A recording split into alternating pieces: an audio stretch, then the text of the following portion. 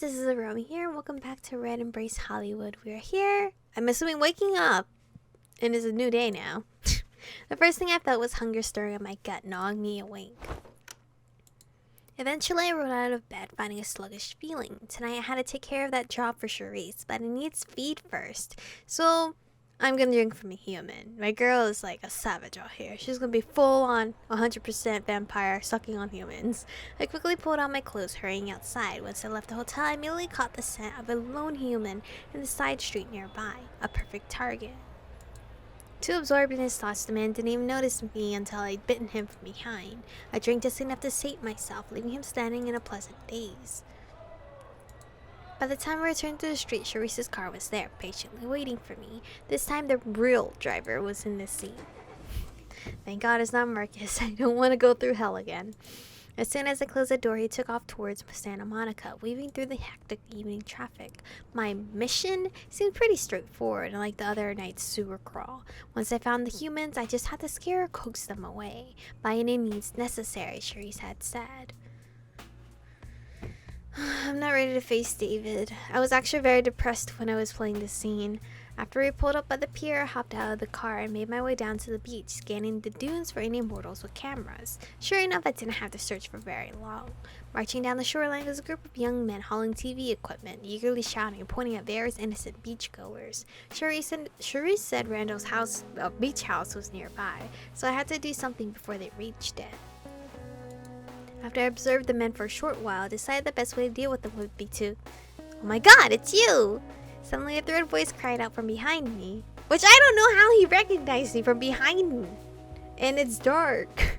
I turned to see a young man rushing forward through the sand. He's so cute though.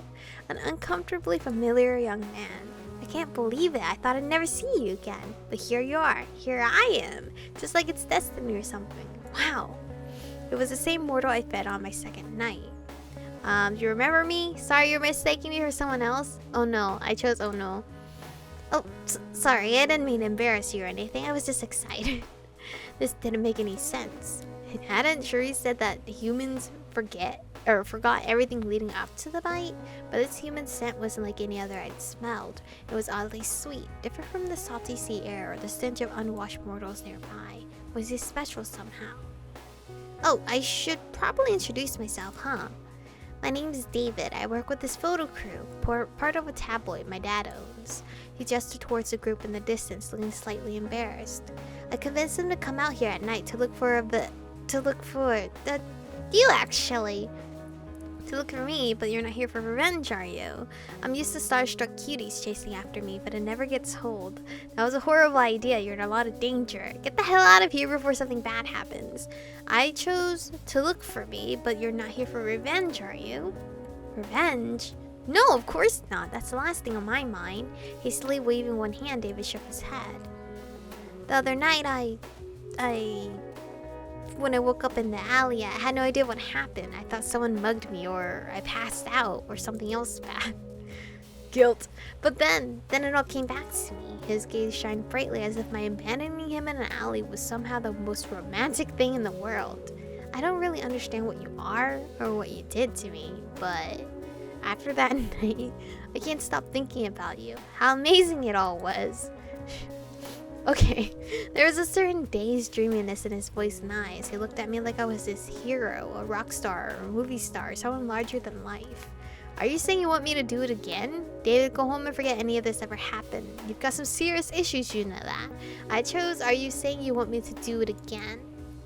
Yes, I mean, yes, I would have more than anything. Maybe it was love at first sight, or maybe it's something more. I don't care. None of that matters.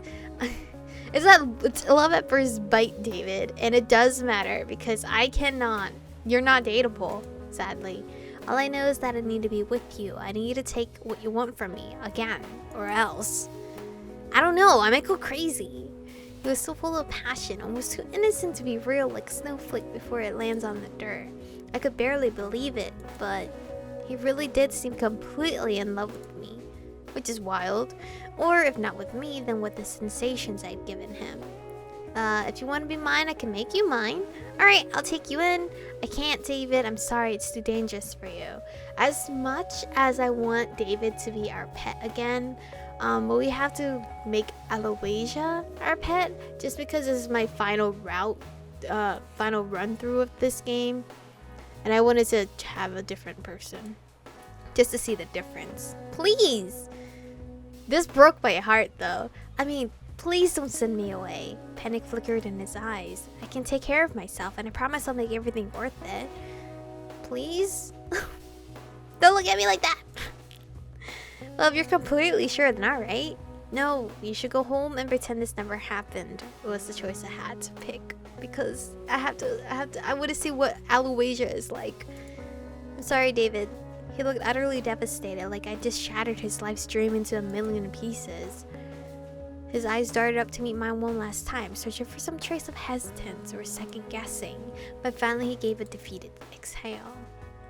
I was praying he would like just double ask again, like, are you sure I can't do it? Because literally I would take him.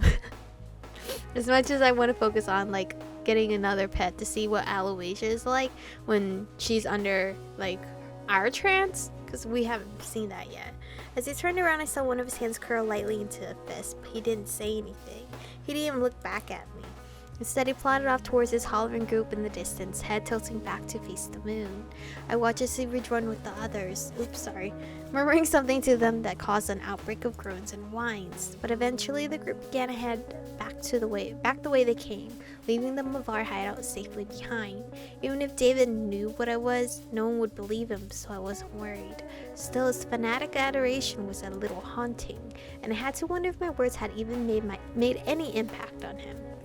I'm sure I broke his heart, for sure. That's hands down. For sure, we know I just broke that man's heart. I returned to the hotel, a little surprised at how easy the whole affair had been. No one had been hurt, although David's heart was probably smashed into pieces. At least it was in a poetic sense and not literally. Unlike the other night, Charisse was already sitting in the hotel meeting room. Excuse me. She was on the phone with someone though, and she held up a finger to keep me quiet. Yes, I'll arrange it. No, it won't be here at the Hollywood Heights. What? No human baggage, thank you. I'm sure he can look after himself for a few days. Yes. No, I really don't. Very well, goodbye. She forcefully clamped down the receiver, letting out a disgruntled sigh. The idiot can't even deal with his own COVID, as if my hands aren't full enough right now either. I really wonder who she was actually talking to. Everyone always needs something without fail. Well, I mean, we all need something in life. Rising to her feet, Cherie strode over towards me, clearing her throat deliberately. Well, since you're back, Michiko, I'll assume you took care of the problem. It was simple, you don't have to worry about them again. I think I did it, thanks to some weirdo fawning over me. I don't want to call David a weirdo, that's rude. Excellent news. It may have seemed like a trivial task, but in the encroaching digital age, hiding our presence from mortals is growing increasingly difficult. When she said this line, digital age, I always wondered what it would be like in today's time if vampires did exist and they used Instagram and all that. And the only way we would know they're a vampire is like, why are all your photos at night? Why is none in the daytime? Someone is always watching. It's kind of creepy if someone's always watching. Now your next job involves further diplomacy, and fortunately for you, no sewers. As always, she coasted on to my next duties in her perpetually impatient tone. However, it does involve returning to a place that may be all too familiar. The abattoir, the same club your sire visited you. Alright, what do I have to do? That's fine with me. It has a great aesthetic going on. Good, maybe I'll get a chance to find the guy who turned me. Was a choice I picked. I don't think he'd be foolish enough to linger there, but if you do ever find him, please bring him back in one piece so I might gain a better understanding of his inner thoughts. But to return to what I was saying, the abattoir sees many rich and and powerful clientele, both human and vampire, each looking to fulfill their own depraved desires. I'm sure you know how clubs are, with inhibitions lowered and desires heightened. Information is always bound to flow freely. Because the abattoir is neutral ground, just like Keith's bar, all manner of vampires are frequent visitors. Thus, it's very important that we learn about anything they might slip. Nod silently does not defeat the whole point of neutral ground. The time you're sending me on a spy mission, so I decide to nod silently. All I needed to do was convince, where'd my accent go?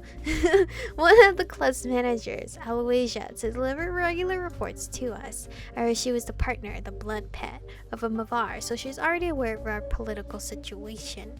When she said she was technically a blood pet of a Mavar, I remember Aloysia saying that she's no longer a blood pet. So I'm wondering if she belonged to whatever that man's name is that leads the Mavar team. Is it Mavar? No, Golgotha. Never mind. I'm sure she can. I'm sure she and I can come to an agreement, not arrangement. We're gonna make an arrangement. If she's a human, couldn't we just use our powers to win her over? What if she's already delivering reports to the Mavar? I chose the first option. Have every faith in your diplomacy skills. However, keep in mind that Aloysia is a very willful woman. She's highly capable for a mortal and very knowledgeable of our unique abilities. I doubt simple force would be effective, and the last thing we want is for her to end up working against us. Do you know my main character? She had a gun and she didn't use it, and later on in the storyline. Though as an Ascari, I'm certain you would avoid needless altercations regardless. Yeah, my girl definitely does do that. With a deep inhale, she drew herself up slightly, glancing towards the wall clock. It was a not-so-subtle hint that our meeting was about to end. I'd like you to deliver your report within the next few days, Michiko. Until then, do stay out of unnecessary trouble. I guess. Leaving me with this pointed word, she made a swift exit. Even though my task that night was over, there was still plenty of time until sunrise. Markus' earlier advice resurfaced to my mind. Maybe now is a good time to start scoping out the other vampires in LA. So I decided to go explore, but all of this exploring was past dialogue. So I'm just gonna skip through it so then we get to the next day. But for today's episode, I'm gonna end it here, so I'm not gonna bore you guys with the same dialogue. But I thank you guys for watching today's episode. Stay beautiful, and I'll see you guys in the next one.